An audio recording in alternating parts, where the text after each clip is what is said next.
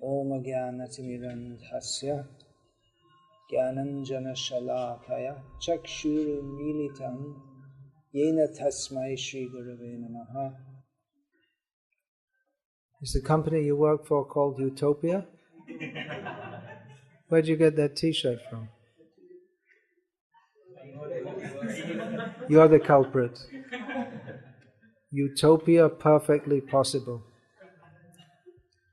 In one purport, Srila Prabhupada writes that the prime symptom of a conditioned soul is that they always talk nonsense. So they're not simply content with talking it, but they make slogans and put it on t-shirts also.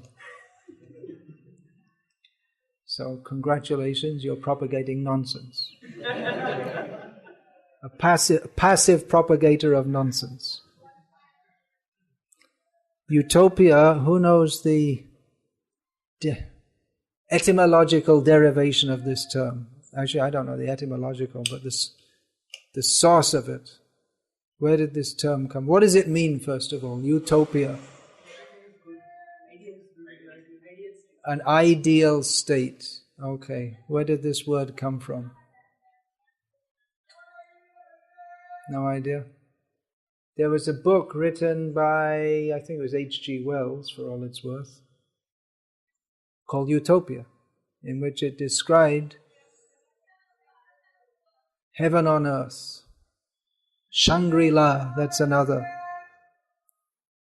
term used to mean a place where everything is wonderful and everyone lives together very happily and they're all good. Now, of course, that's there, and that is the spiritual world, but the idea that we shall live happily ever after, as all good fairy tales end, is nonsense, because this world is certified as anityam asukham lokam, as a place in which everything is temporary. So even if you could imagine to live very nicely, you have to die, which is not very nice. And it's asukham, there's no actual happiness here. Not only is it asukham, but it's dukhalayam, it's positively miserable. The same thing, dukhalayam ashashvatam. Twice in Bhagavad Gita, Lord Krishna points out that this material world is miserable. And if you're such a damn fool that you think you'll be happy here anyway, well, you can't be, because you have to get kicked out of the situation you're trying to be happy in. And dying and getting born again isn't any fun. Anyone think it's a lot of fun to die? Alright, sometimes people, they want to be argumentative and say yes. Then we offer them to jump off the top of a building or something. You have to be careful saying that. Some people are so crazy, they might do something like that.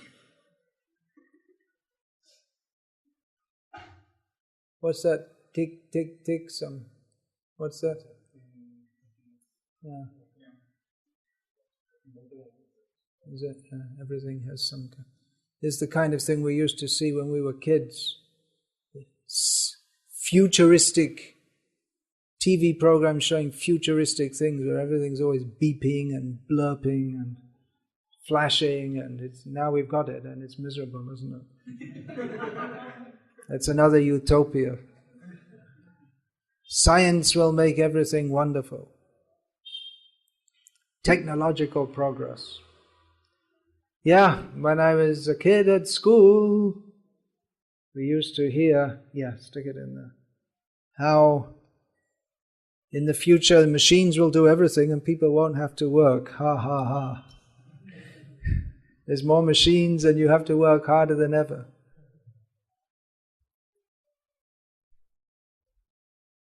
Theoretically, it would be possible, I guess, that... Well, actually, that was already there. Previously, people didn't work so hard. Now we've become more advanced and progressive, so people work hard. They have to work more hard, and it's called progress. So utopia, what is it written? Utopia perfectly possible. The idea that we shall be happy in this material world. Well, it's cheating. The idea that we'll be happy in this material world is simply cheating. But everyone's happy to be cheated. Even we see so many people come to Krishna consciousness, but they like to take it up not too much.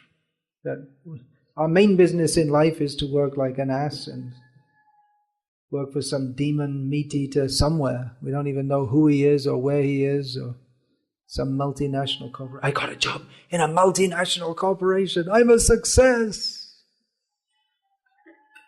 And work hard, earn money, and chant Hare Krishna sometimes. And you can be good also. The main business in life is to be an ass, a multinational ass, and sometimes you chant Hare Krishna. All right, well, what's the goal of life? What is the goal of life? Anyone? Anyone? Any ideas? What shall we do having attained this human birth? Any verses? Say a shlok. You're supposed to be a big pandit. Savaipung sang paro dharmo yato bhaktirad hokshajaya haituki apratihata yama suprasidati. The supreme occupation for every human is to render devotional service to the Transcendent Lord. Such service must be unmotivated and uninterrupted in order to completely satisfy the self. Yeah.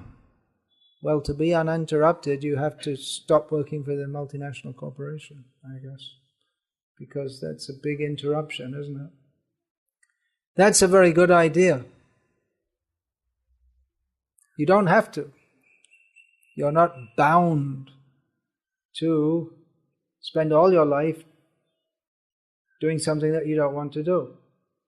How many of you would like to work for a multinational corporation? If we ask people on the street who don't work for a multinational corporation, most of them say, oh yeah. And then if we tell them, well, okay, I'll arrange for you to work for a multinational corporation, but you won't get any pay, then how many people would like to work? No one. The people who are very enthusiastic 5 seconds ago lost all their enthusiasm immediately. So, what are you working for? They talk about job satisfaction. It's a bunch of BS, as they say. People are working for money. That's what it's all about. The goal of life is to make money so that you can, when you get a physical breakdown or a heart attack or a nervous breakdown, or you can go to a prestigious hospital that's in line with your prestigious job. And the company might even give you insurance.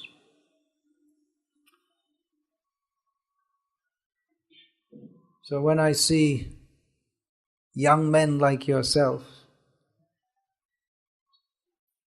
spoiling your life with an idea of Krishna consciousness, but basically spoiling your life by not doing that which is in your actual best interest, and actually spending all your time, or most of your time, working for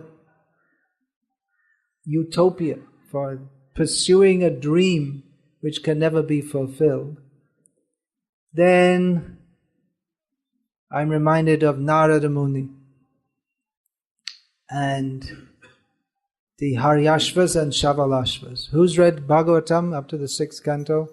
Anyone? Not very likely. You don't have that much time probably. Did you read that far? Didn't make it out to the 6th canto yet? In the 6th canto of Bhagavatam is described how Daksha, who's one of the Prajapatis, means one of the Prajapati is translated in English as progenitor. and sometimes butterfly. That's a different kind of Prajapati. So at the beginning of each Brahma's day, Brahma from his mind produces sons, and some of them are Prajapatis. One of them is Narad Muni. He's one of the Manasa Putras. And they produce children. That's what they do. Many of them. They're supposed to fill up the universe with progeny, because that's what the universe is for people who have forgotten Krishna, to be very busy forgetting Krishna, birth after birth. So they have to start somewhere.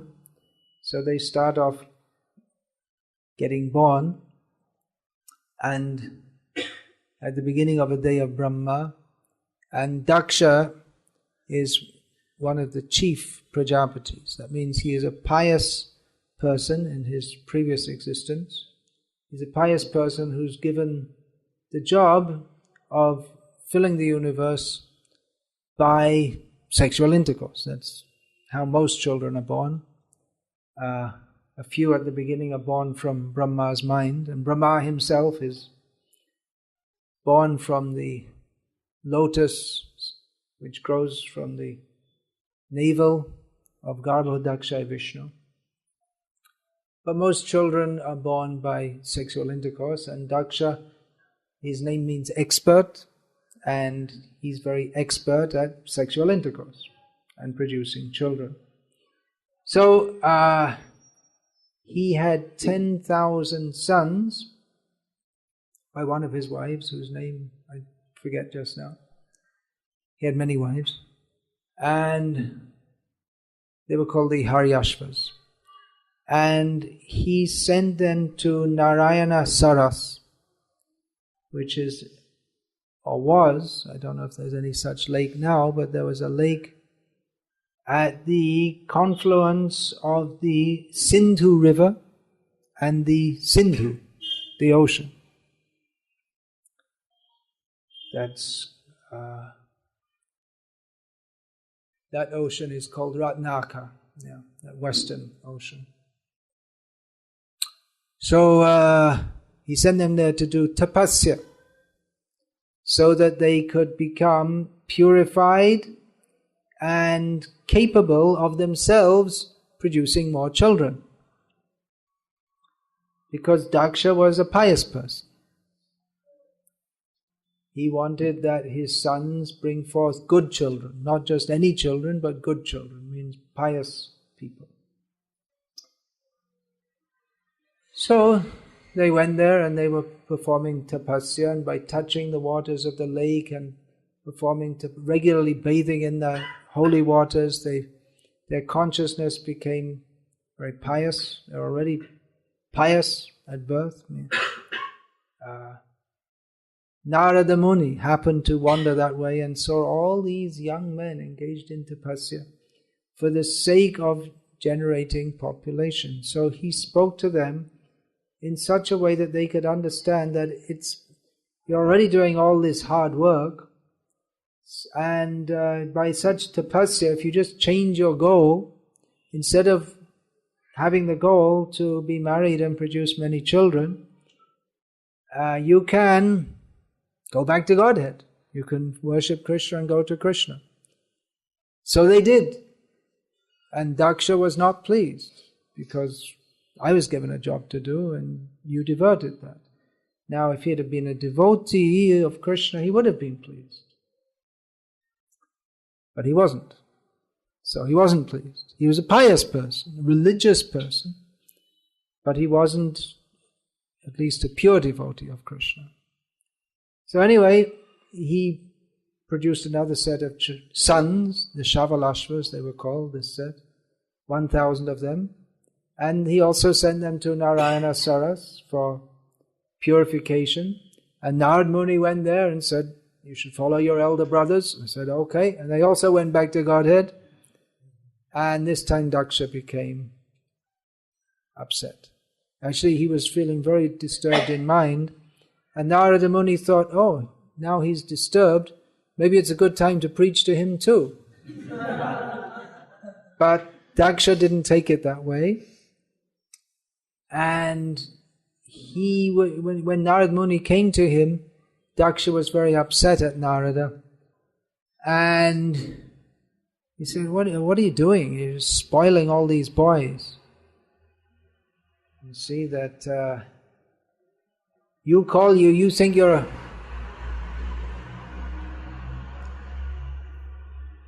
think you're a great sadhu, or I'm a better sadhu than you. You're just going around, you're just some kind of so-called spiritual terrorist ruining people's lives.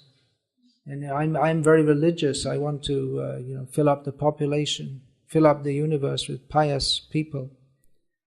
So Daksha cursed Narada, that I curse you that you can never stay in any place for 3 days, no more than 3 days. So for one who is grihamurhadhi, or one whose intelligence is spoiled by the foolishness of attachment to family life, which is also called, this is a term from Bhagavatam. Another term is grihavrata, or one who is already decided that I'm going to live in family life. Then for such a person, that's a terrible curse, because how can you be happy in home life if you're traveling every 3 days? Where's the home? You're always on the move. But for a traveling preacher like Narad Muni, that was great. Okay, good. Very good. I accept it. Narada is quite competent to counteract any curse. But he accepted it. So like that, followers of Narad Muni up to the present day, they go around, and whenever they see young people, pious people, or even impious people, but especially pious people who are engaged in activities which are not going to lead them to Krishna, they attempt to divert them. At least they tell them that, here you are, you see, now you have the opportunity, you don't have to enter that. There's another term, andhakupa, which means a blind well. That means family life is like a blind well. If you fall into it, the blind well is, the example is given of a well in a field which has been abandoned, and it gets the opening to it gets covered with long grass. So if there's no water in there, and if so, just maybe some brackish water at the bottom. So someone may be walking in the field and they don't see that there's a well, and they fall into it. And it's just formerly it might have been a populated area, now it's not. So he's stuck at the bottom of a well, and there's no one to help him get out. And there might be some gnats and mosquitoes and some snakes to bite him there. But it's not a very nice situation at all. So family life is like that. You fall in and you can't get out. So that's what your utopia is like. Yeah.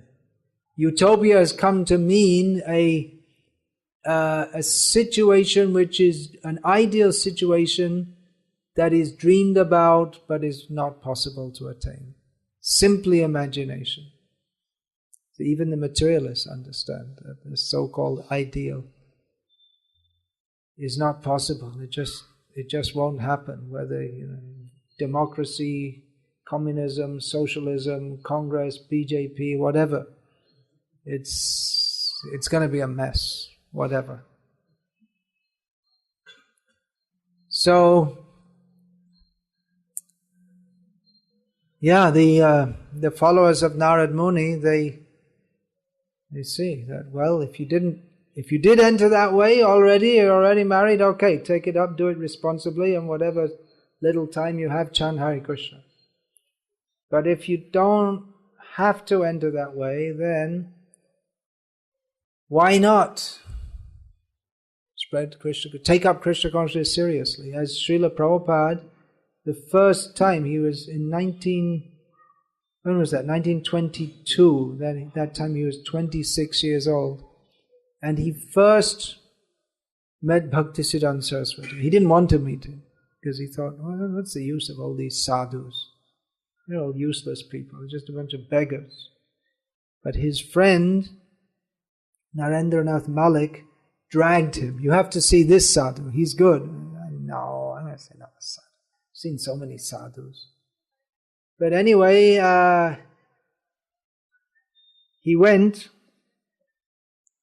and because he was trained in Vaishnav culture by his parents, Abhay, as his name was at that time, bowed down before Bhaktisiddhanta Saraswati. He never even heard his name until just a few days ago.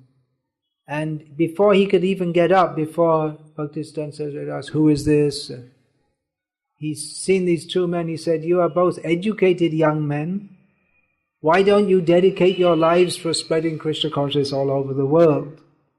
So, Bhaktisiddhanta Saraswati was obviously in the sampradaya of Narada Muni. That was apparent not only from this.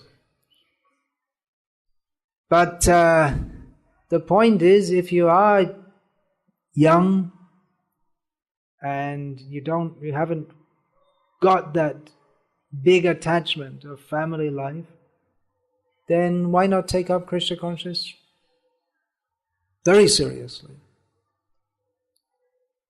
That means that you don't have to work for some company or some family, or you have this obligation and that obligation and this and that and the other. And people think, well, I have to fulfill these obligations, but when will the obligations be finished? The answer is never. Material obligations will never be finished unless you lose all your money. And even then you might have it. You may have debts to repay, and you have to try and get some. But we see that people who are very much respected, if they lose all their money, then no one cares for them at all. But in the meantime, you have the illusion of thinking, I'm looking after my family, I have so many servants and animals, and so many, I have to look after all this and that and the other. And you might think, well, all right, I'm married, I've got my children, and when they grow up, I'll renounce everything and take fully to Krishna consciousness. But then Maya comes in the form of grandchildren. And you're trapped again, because who will look after the young parents? They don't know, and they're so sweet, and just a little time more and then you're trapped again. So better not enter that loop. You can come out. You can at least consider it. Put it in your mind that it's possible. Well, my parents won't like it. Guaranteed they won't like it. They won't like it. But, how many lifetimes are you going to go on like this? Next lifetime you're going to have parents also, right? And they're going to have the same demands and the same expectations. It just goes on and on. It's already been going on and on and on. How many millions of lifetimes have we been fulfilling obligations? They never ended. But our real obligation is to Krishna. Labdva sudura labhamidang bahusambhavante manusham arthadam anityam apiha dhira Churnam yatetana patedanumritya yavan nishrayasaya vishaya khalu sarvata syat. This is spoken by Lord Krishna. You'll find this verse in Srimad Bhagavatam. Srila Bhaktisiddhanta Saraswati Thakur said that I vow to keep on preaching the import of this verse up to my last breath. Lord Krishna says, having obtained this human form of life, which is very rare. It's rare, but now we got it, right? Now we're here. Now at this particular point in time, we're not in the body of a cat or a dog or a buffalo or a snake or an ant or a tree or a demigod. We're in the human form of life, which is especially conducive for self-realization. And we happen to have this body right now. This human life is very valuable because we can attain the ultimate perfection. But it doesn't last long. Therefore, someone who is very sober-minded, whose intelligence is not carried away by utopian ambitions, how I shall be happy in this material world, how I shall fulfill my obligations, this, that and the other. Such a person, he acts in such a way that before his next death, which is inevitable, he acts in such a way that he doesn't get born again. And if one thinks, well, what about enjoying life? I should enjoy myself. I got this human form of life. I can go to see, what's the difference between humans and animals? Humans can go to parties. The dogs don't have parties. They have parties on the street. They're running around. The humans can take alcohol and get intoxicated. Well, is that a great advantage? The purpose of human life is to act in, first of all, to be intelligent enough to see how miserable this material world is. If one doesn't come to that platform of realization, then you're just actually an animal. And all this so-called progress, people say it's progress, but it's actually just on the animalistic platform, because the ultimate aim is sophisticated eating, sleeping, mating and defending, and that's all. So one should consider that we've had the opportunity for sense gratification, life after life after life, and now we should act in such a way to get free from that. That's real intelligence. Otherwise, our intelligence is just being diverted into software programming or building bridges and all this kind of thing. Engineering and whatever. So think about it. You don't have to put all your energy and attention into utopian goals. Everything's going to be finished. Whatever it is. The Utopia company is going to be finished, and IBM's going to be finished, and Hewlett-Packard's going to be finished, and they're all going to be finished, and Bangalore is going to be finished, and India is going to be finished, and the whole universe is going to burn up at some point in time. They're worried about terrorists. Terrorists, what do? They throw bombs, and then they set up bombs, and the whole building blows up. Well, maybe we should say that the duo of Mahavishnu and Shiva, they're the biggest terrorists, because between them they burn up the whole universe. How about that? Makes Bin Laden look like a little child. Burn up the whole universe. It's all going to be burned up. And then we reside in the bodies of Vishnu, and again come out again. And again pursue the utopian dream. We shall be happy in this world. And it goes on. And it's a mass brainwashing, mutual brainwashing. Everyone thinks we'll all be happy.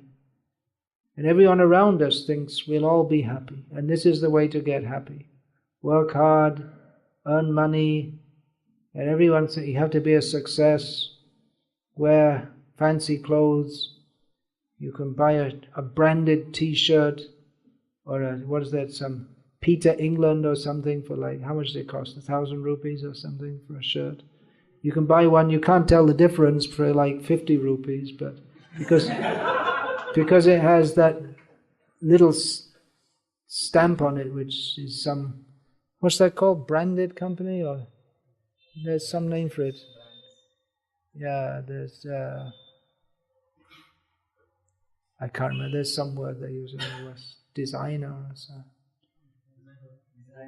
something like that, I don't know. So people think, yeah, that's great, I got my Nike shoes and my Levi jeans and my Petering. What is this Petering? I never heard of it in England. It's some Indian made it. Yeah. They made it up to sound English. I don't know. Maybe it was some company. They say it started in 1750 or something. Maybe someone in India started a company. Who knows? Who cares? So it's just a big hoax that everyone is participating in, that we shall be happy in this material world. But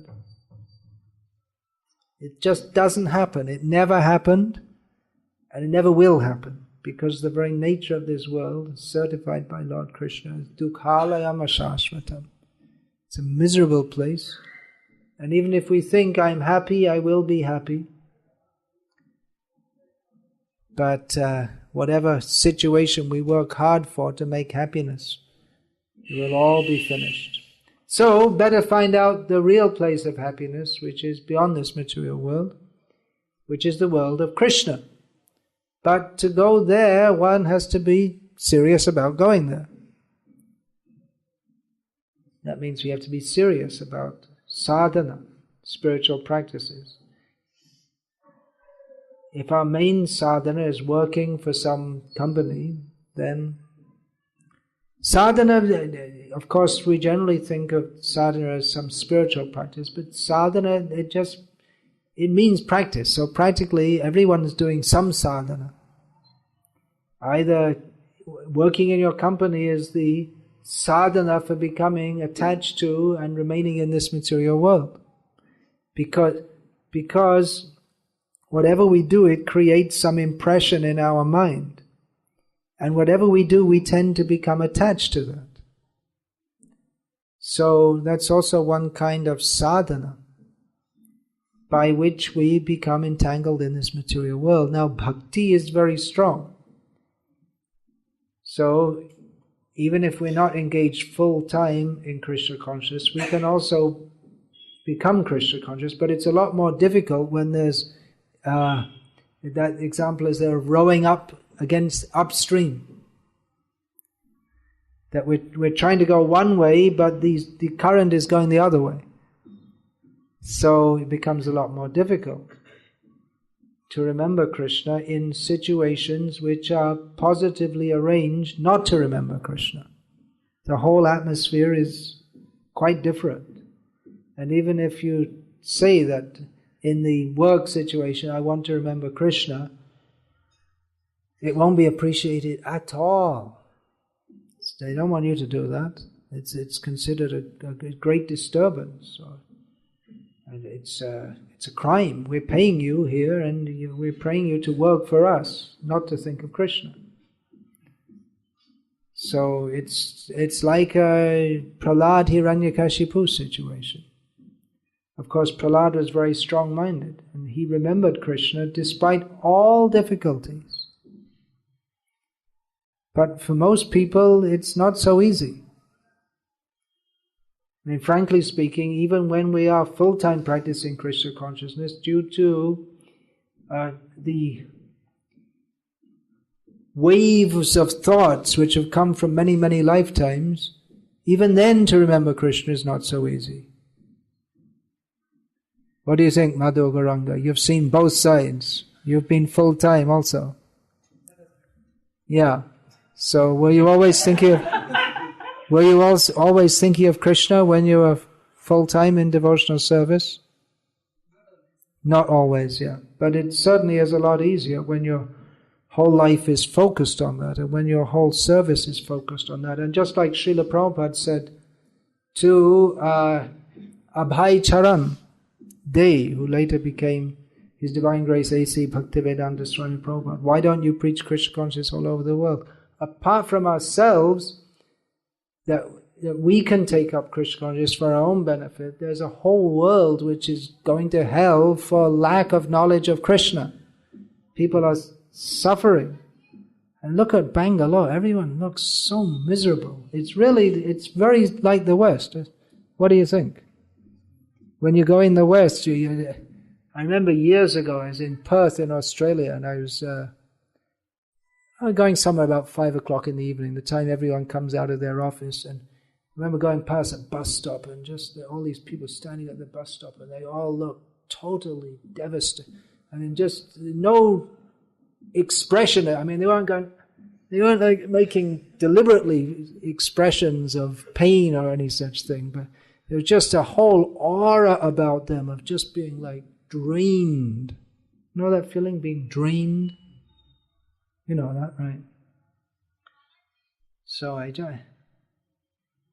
just saw here a couple of days ago in Bangalore, just going on bus going past. I saw all the people. Same thing. It's so difficult in this city even to get anyone to smile. Say Hare Krishna to people and smile. You know, it's like they're out of practice or something. It's like they didn't do it since they're about 5 years old. People are so miserable. And so Vaishnava is supposed to be paradukha dukhi. See how people are suffering. We have to do something to try to help them. And that something, we say something, it's not something, it's one thing. And that is to give knowledge of Krishna and give people this life of Krishna consciousness. Of course, we can't expect everyone to be full-time, as we say, but at least some should come forward and take this seriously, study knowledge of Krishna instead of studying manuals and so many things, so many books, software, and then the latest. You have to keep up with it. Study the Shastra and become expert in knowledge of Krishna consciousness and imparting that to others. At least some should do that. The more the better. There are 10,000 Haryashvas, and after that 1,000 Shabalashvas. So that's what I see. When I see all you nice young men chanting Hare Krishna, well, why not go the next step further? You can do it. You don't have to be entangled in life's problems and anxieties. You don't have to be. Your parents won't agree. Everyone will say you're crazy. Even our so-called devotees will say you're crazy because they're also attached to this material. They're trying to cultivate both things at once, which isn't possible actually. So even most of our devotees will say, no, better you stay at home. Why? Why? What's the advantage? If the goal of life is to remember Krishna, then we should do whatever is most favorable for that, right? Oh, people won't like it, they'll get upset, yeah, blah, blah, blah. It goes on and on. It's been since Daksha and even before that. There have been so many who just, okay, it's all right to be Krishna conscious, but not too much.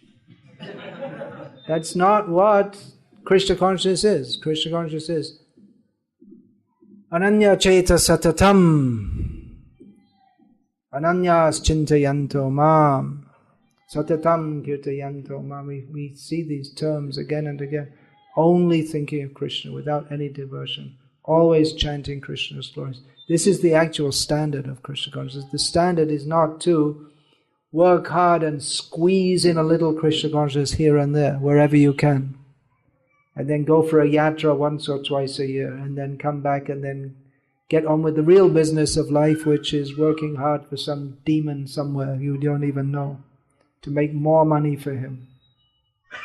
That's not the goal of life. The goal of life is to always think of Krishna and never forget him. And the sooner we get on the track of doing that, the better it'll be for us and the better it'll be for everyone else. And at least, if you're not going to get shaved up today, then yeah, you're laughing, but we're ready. If you want, that's what it used to be. That's how so many in the West. That is what it used to be. People come in, we preach to them, and give them some prasadam, and 2 hours later, shaved up. That's it. And you're holding on to your hair.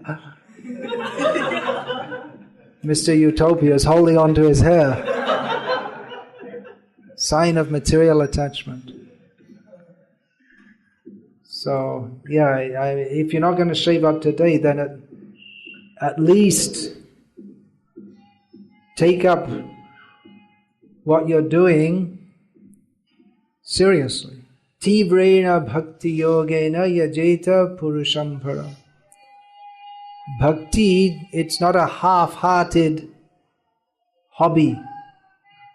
But bhakti, when we speak of bhakti, that means tivrena. It should be done in a manner that intense.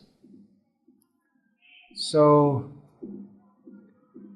now you've all come here in this residence together, so when you do escape from your multinational incarceration, at least as much time as you can, and take up this Krishna conscious practices very seriously. There's so much. We have to read Prabhupada's books. No one read up to, I was asking the 6th canto, who read any of the Bhagavatam? Any of you? I see devotees, they're initiated 10 years and they didn't read the Bhagavatam. But that's an essential practice. Chaitanya Mahaprabhu, what are the 5 principal activities of bhakti that Chaitanya Mahaprabhu said? Who can say? Sadhu Sangha, Nama Kirtan, Bhagavata Shravan, hearing Bhagavatam. Yeah, that's Mathura Vas, Shraddhai Shrimurtir Shevan. So the 5 are Sadhu Sangha, associating with devotees, Nama Kirtan, chanting the holy names of Krishna, Bhagavata Shravan, hearing Bhagavatam, Mathura Vas, residence in Mathura, and faithfully serving the deity. So, Bhagavat Shravan. Actually, if we take it down to 2, then the 2 important ones are Shravana, Kirtana. So Shravan particularly means Shravan of Srimad Bhagavatam. So you should all study this. Otherwise, how can we know what bhakti is? How do we know who Krishna is? Unless we study Srimad Bhagavatam. So do that. And we also have to distribute that. There's so much work to do. What's the population of Bangalore now? It's 50 lakhs, 80 lakhs. More than 80 lakhs, including all the suburbs and everything. And it's growing and growing. And actually it extends right up to the Tamil Nadu border. And really, if you drive up to Hosur, and then it practically Hosur, although they won't admit it, it's become an extension of Bangalore now. So that's also, it's just growing and growing and growing. So there are so many people who don't know about Krishna. Or they may have some vague idea they picked up from some TV program or something. And but knowledge of Krishna is clearly enunciated in Srila Prabhupada's books. So we need to study them, we need to distribute them, we need to enter into the consciousness of Narada Muni, which is described there. So it's a very serious business. I mean, we really need to... One thing that's required to practice Krishna consciousness is sufficient time. So most people in the modern age don't really get much time. But then whatever time we have, we should utilize that for Krishna consciousness. Hare Krishna. Is there any question about this? Comment? Maharaj, Mahaprabhu said 5 types of bhakti. One is Mathura Vas. In one of your lectures, I heard Brahmachari, the best thing is to stay in Mayapur. Means, so, means, what is the means relation of? Means, What is the relation? What is the relation? You mean between Mathura and Mayapur? Well, Narottam Das Thakur says, and there are many Vaishnav acharyas who say similar things. Shri Gaura Mandala Bhumi Jeba Jane Chintamani Tara Hoy Braja Bhume Bash. One who understands the land of Chaitanya Mahaprabhu's pastimes to be fully spiritual and transcendental. In other words, none different from Mathura. They live in Mathura. They live in Braja. Anyway, living in either of those places physically is not possible for everyone, but Shravan Kirtan, that is most important. That we should do. And by doing that, we can all, if we're actually absorbed in that, then we can always live in Mathura. Whereas some people who physically their bodies are in Mathura, but their mind is in some materialistic utopia. They're cultivating lust, greed, anger, envy, all these things. Kam, Krodh, Lobh, Moha, Mada, Matsarya. You'll see if we go to Mathura, we'll find so many people are greedy for money. So they and others might consider them, such people, to be residents of Mathura, but they're not residents like Nanda Maharaj, who was only thinking of Krishna. They're materialistic, if you just be frank about it.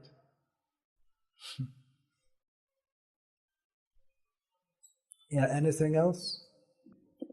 Even in Krishna consciousness, there have been many devotees who have joined and who have not found what they wanted. Probably, I'm not sure what exactly it is, but there are a lot of devotees who say that no, you can stay out and practice, and it's not necessary.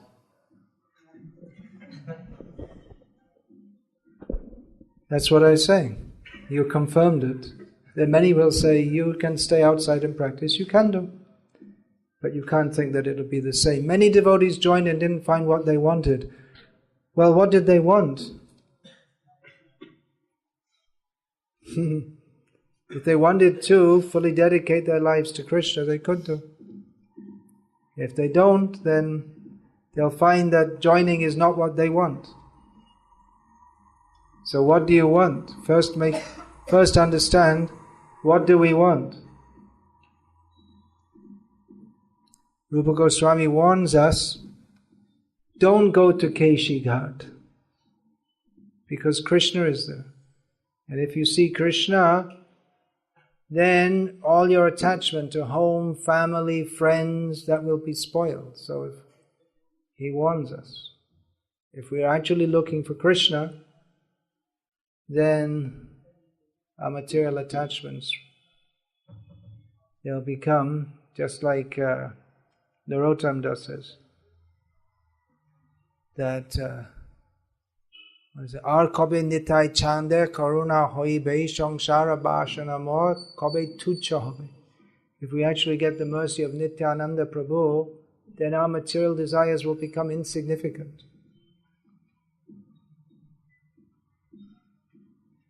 So this is some kind of very envious propaganda that some of our so-called devotees make, that don't join, don't give your life to Krishna.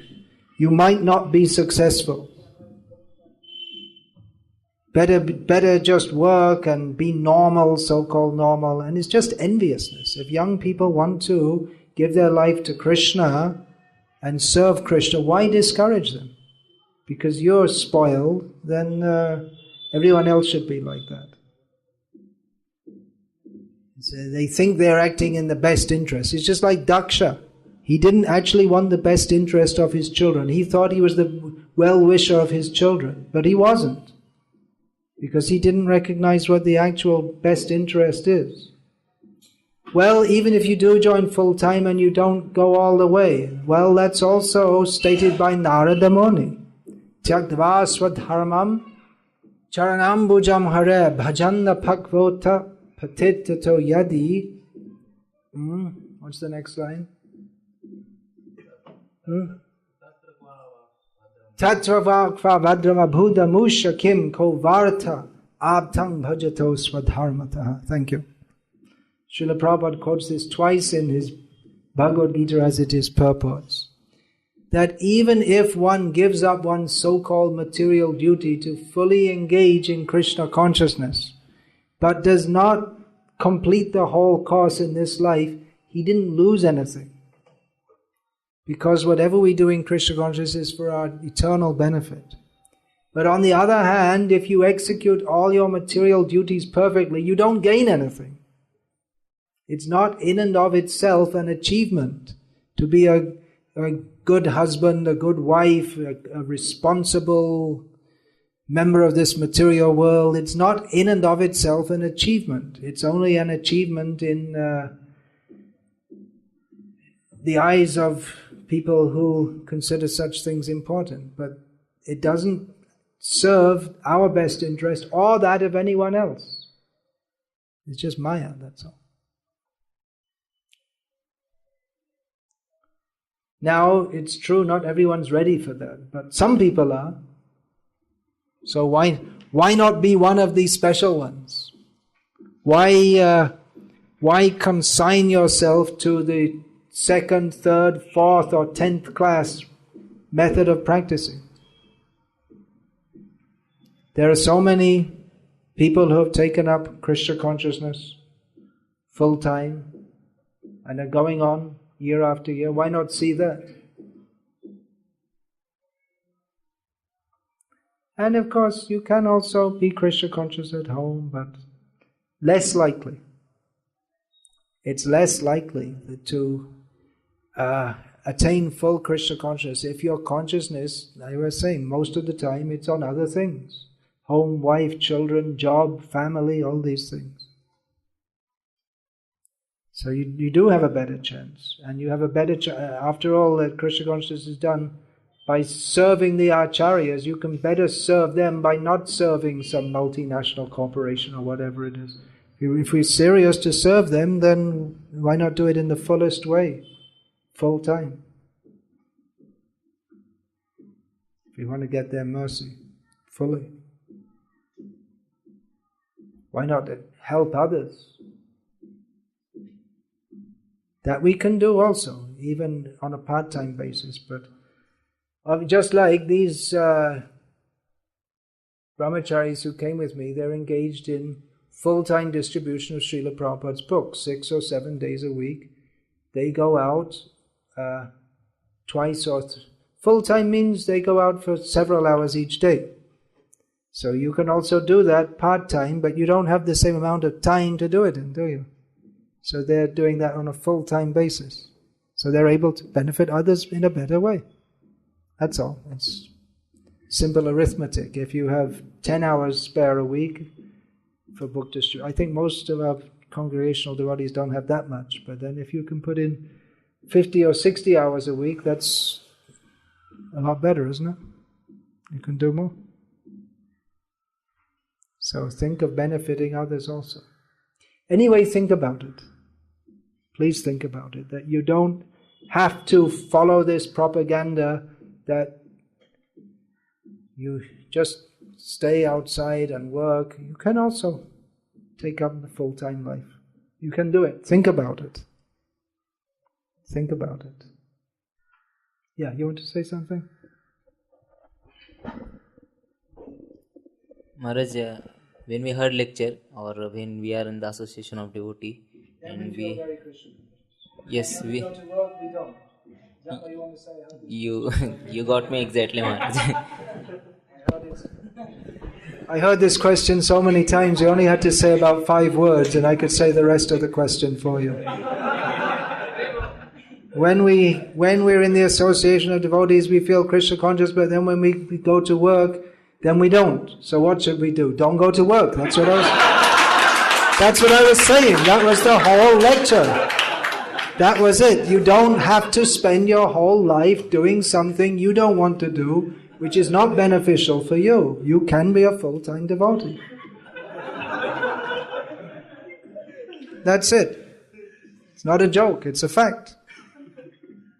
It's a simple solution to that problem. In the meantime, you can do some patchwork things like, what are you working as? Software engineer. So someone comes up, I got a job in a software company. What are you doing? Cleaning the toilet. So, actually, if you clean the toilets, you're in a better position because you can chant Hare Krishna while you're doing it. But if you're writing software or unscrabbling other people's messes, you do that, right? That's your job? No? Troubleshooting is when people, they don't write their program properly, and then, that's right, you're unscrabbling other people's messes, right? Then you can't chant Hare Krishna. You have to think about what you're doing. And actually, if you're doing your job, you should do it responsibly. We're not saying don't do it properly. If you're going to do it properly. You're taking money from the people, you entered into a contract, you should do it. But there's no doubt that it is difficult to remember Krishna in such a circumstance. So there are the things you can do. You can put a picture of Krishna on your desk. I don't personally keep pictures of Krishna as my wallpaper on my computer because I don't think it's very proper to have the mouse icon moving across it. I put shlokas, so you can memorize shlokas when you go to your wallpaper, when you go to your desktop. You can utilize the lunch break if you get more time than required for eating, for chanting, one round or whatever. You can give your colleagues prasadam or maybe even books if that's not against company policy. So in this way, have a strong sadhana before you go. So all these things will help. But we should know that it's not the best way of life for being Krishna conscious. Therefore, Srila Prabhupada, he was very concerned, well, there are several reasons, this is one of them. Srila Prabhupada wanted to establish farm communities where devotees could live together and chant Hare Krishna without any obstacle. That means that when you're working in the field, you can chant Hare Krishna. And of course, not everyone's a farmer. There are various things to do, but in a society of devotees, our material necessities are produced, we all live together and we chant Hare Krishna. So that's another great challenge, especially for householders. We're not condemning householders, and we know that not everyone's fit for a brahmachari life. Even some people might say, I want to be a brahmachari. We say, no. That can also be there, because not everyone's ready for that. But if you can, then do it. That's the best. And in many cases, people can do it, but they just have certain reservations and attachments, and people preach to them, you shouldn't do it, you can't do it. There's really no reason why they can't be, especially if you're, like I said, if you're young, you're unmarried, maybe you have some debts to pay off from your education and this and that, but all right, so do that, and then come, you can do it. And in most cases, the parents won't like it, so you have to be ready for that. But after some time, they get used to it, and then they become happy, actually, seeing that their son has taken up such a noble way of life. So, anything else?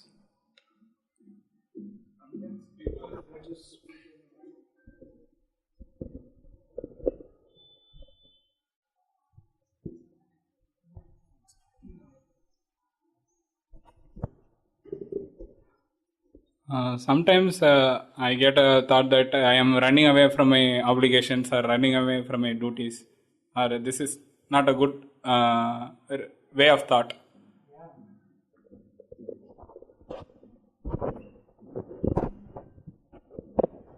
Yeah, why are you running away from your obligations and your duties? You shouldn't do that. Your obligation and your duty is to surrender to Krishna. Why are you running away from it? That is your obligation and duty. Why are you running away from it?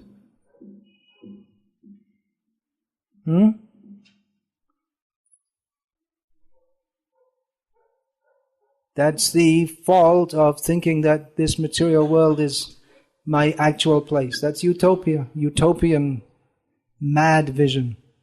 That's why we have to hear Bhagavatam, become absorbed in Krishna Katha and realize that this is reality. Krishna is real.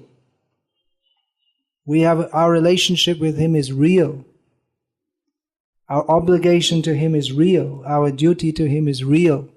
It's not someone's imagination. This obligation to family, society, country, company, this is all imagination. It's not real. It's created out of someone's imagination. It doesn't last. It's like Srila Prabhupada gave the example of children playing with sandcastles. He must have seen that after he came to America, because in India I don't think they do that. But on the beach in the Western countries, children, they make like castles. It looks like some kind of house. They make it out of sand.